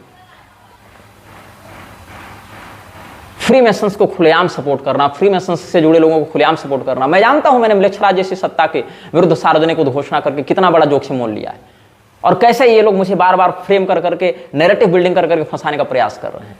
मैं जानता हूं, लेकिन मैं लड़ता रहूंगा। हाँ, हो सकता है कि मैं अपने लड़ाई का तरीका थोड़ा बदलूंगा, क्योंकि कई बार आपकी अधिक अच्छाई आपके लिए घातक हो जाती है। तो न चाहते पर भी आपको बुरा बनना पड़ता है, न चाहते पर भी आपको वो तरीके अपनाने पड़ते हैं जो कानून या समाज या सभ्य लोगों के लिए अपारंपरिक हो सकते हैं, क्योंकि फिर ये तो अद्भुत लेवल की नीचता है ना। क्योंकि सठ सन विनय कुटिल सन प्रीति कैसे संभव है। आप सत्य के आधार पर लड़िए, मुझे अच्छा लगेगा, मैं सम्मान करूंगा आपके उस साहस का या आपकी उस निर्भयता का या आपकी उस सत्यनिष्ठा का। लेकिन आप ये कर क्या रहे हैं? आप ये किस स्तर पर आकर ये लड़ाई लड़ना चाहते हैं? आप मतलब किस प्रकार की छवि अपनी दिखाना चाह रहे हैं? तो मुझे जो कहना था वो मैं अल्लोपनिषद और भविष्यमालिका के विषय में बोल रहा था, मैं बोल चुका हूं। और मेरे दो वीडियो इन्होंने रिपोर्ट करके हटवा दिए ये कहकर कि ये मेरा फोटो सार्वजनिक कर रहा था। मैं चाहूं तो मैं भी ऐसे कॉपीराइट या ऐसे रिपोर्ट्स मार सकता हूं शिवांश के चैनल पर, लेकिन क्या है ना, मैं नीच नहीं हूं और मैं किसी भी व्यक्ति के वीडियो पर कोई ऐसी रिपोर्ट नहीं मारूंगा। मैं देखूंगा कि तुम कितनी नीचता पर उतरोगे। जीवन के किसी मोड़ पर मुझे कोई तो तरीका अपनाना ही पड़ेगा। शायद तुमको अच्छा ना लगे, थोड़ा दर्द हो, थोड़ा ज्यादा दर्द हो, लेकिन देखते हैं समय किस व्यक्ति को किस मोड़ पर कैसे खड़ा रख सकता है। मैंने आज तक इन लोगों में से किसी भी व्यक्ति को न मां बहन की गाली दी, न कोई फेक आईडी बनाई, न कोई फेक स्क्रीनशॉट जनरेट किया, न कोई फेक स्क्रीन रिकॉर्डिंग की, न इस प्रकार से किसी नैरेटिव को फ्रेम किया, कभी नहीं। सारा कुकर्म ये लोग किए और सारा कुकर्म ये खुद करने के बाद ठेका मेरे माथे पर डाल रहे हैं। उधर क्षितिज सोमा ने कह रहा था कि जहां दारू मिलेगा वहीं लोग दारू लेने जाएंगे, तो ये जिनका मंत्र दे रहा था तब न लेने गए। अरे मूर्ख, शहर में तो 50 दारू की दुकानें हैं, तो हम तो नहीं जा रहे हैं कहीं पर। जो दारू पिएगा वही ना दारू लेने जाएगा। अगर कदाचित कोई दारू बेच भी रहा है तो तुम क्यों गए थे वहां पर? तुम तो दारू पी रहे थे तब तो गए थे ना। और तुम दारू लेने अगर उसकी दुकान पर गए हो तो इससे यह सिद्ध कहां होता कि अगला व्यक्ति स्वयं भी शराबी है। मतलब यहां तो कोई दारू की बात भी नहीं है, मैं बस एक सिचुएशन दे रहा हूं आपको, एक स्थिति बता रहा हूं। मेरे वीडियोज को रिपोर्ट करके लोग हटवाएं कोई बात नहीं, तुम यूट्यूब से हटाओगे हम फेसबुक पर डालेंगे, फेसबुक से हटाओगे हम ड्राइव पर डालेंगे, ड्राइव से हटाओगे हम ड्रॉप बॉक्स में डालेंगे, ड्रॉप बॉक्स में डालोगे हम टेलीग्राम में डालेंगे, टेलीग्राम में हटाओगे तुम हम आर्काइव में डालेंगे, आर्काइव में डालोगे हम पेन ड्राइव में उसको करके बाय पोस्ट अपने लोगों को फ्री में बांट देंगे। तुम क्या करोगे उसके बाद?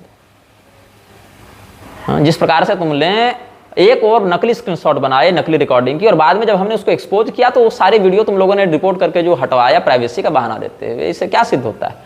किस स्तर पर तुम उतर गए हो? और कब तक तुम ऐसा गंदा खेल खेल लोगे? कब तक सुरक्षित रह जाओगे? ऐसे खेल को खेल कर तुम लीगली या एथिकली या अनएथिकली कब तक तुम सुरक्षित रहोगे? किसी ना किसी दिन किसी के शिकंजे में तो आओगे, बहुत तकलीफ होगी, तब बहुत दर्द होगा। खैर, हेमंत पालीवाल को हमने समय दिया है कि क्योंकि मैं खुद डिमांड कर रहा हूं कि जो रहस्यमय विषय आप शिवांश को नहीं बताना चाहते थे ना, मुझे जानने की इच्छा है कि ऐसा कौन सा रहस्य आप मेरे बारे में जानते हैं, मुझे बताइए। मैं सार्वजनिक करूंगा अपने बिहाफ पर, अपने चैनल पर डालूंगा, अपने पेज पर डालूंगा। आप मुझे भेज दीजिए व्हाट्सएप पर या मेल पर, या जैसे भी आप भेजना चाहें, जैसे आपकी सुविधा हो। फिर मैं देखता हूं कि कैसे क्या क्या रहस्यमय विषय उसमें है और क्या आप मैनिपुलेशन करना चाहते हैं। उसमें आपकी मेडिकल एथिक्स की कोई बात नहीं आएगी, या फिर आप एक स्पष्ट वक्तव्य जो सत्य भी है जारी करें कि भागवतानंद ने या निग्रहाचार्य ने या जिस भी नाम से आप मुझे बताना चाहें, जो जिससे लोग मुझे पहचान जाए, कि एक भी समय किसी भी माध्यम से प्रत्यक्ष या परोक्ष किसी भी प्रकार की यौन चिकित्सा इन्होंने मुझसे नहीं ली है। इतना ही सत्य कह दें। आप क्या करना चाहेंगे? एक पंक्ति का सत्य या 100 पंक्ति के असत्य, क्या कहना चाहेंगे? 1-2 दिन का समय है आपके पास, 2 दिन ले लीजिए, आज छोड़ के 2 दिन और ले लीजिए। आज अष्टमी है, नवमी दसवीं ले लीजिए 2 दिन, और अगर नहीं लेते हैं तो फिर मुझे आपके विरुद्ध ऐसे तरीके अपनाने पड़ेंगे जो शायद आपको अच्छे ना लगें, क्योंकि आपने मेरी चिकित्सा की, मैंने आपके प्रति कृतज्ञता व्यक्त की। एक मरीज और एक चिकित्सक, एक रोगी और एक वैद्य के बीच का संबंध यहाँ बहुत अनुशासित और मर्यादित था, लेकिन आप इतनी नीचता पर उतर गए कि आपने एक पंक्ति का सत्य उतने आधे घंटे के वीडियो में बोलना उचित नहीं समझा कि हाँ, कोरोना की चिकित्सा ली थी, परोक्ष ली थी, लेकिन यौन चिकित्सा किसी मामले में किसी प्रकार से भागवतानंद ने हमसे नहीं ली है। ये एक पंक्ति का सत्य आप नहीं बोल सके हेमंत पालीवाल। तो इस वक्तव्य से जो दुष्परिणाम आपके जीवन में उत्पन्न होंगे उसका उत्तरदायी आप होंगे। यदि आप बचना चाहते हो दुष्परिणामों से, तो आप एक पंक्ति का सत्य बस बोल दें कि हाँ, किसी प्रकार की यौन चिकित्सा भागवतानंद ने मुझसे किसी भी समय किसी माध्यम से नहीं ली। श्रीमन्नारायण, हर हर महादेव, नमः चंडिका जी।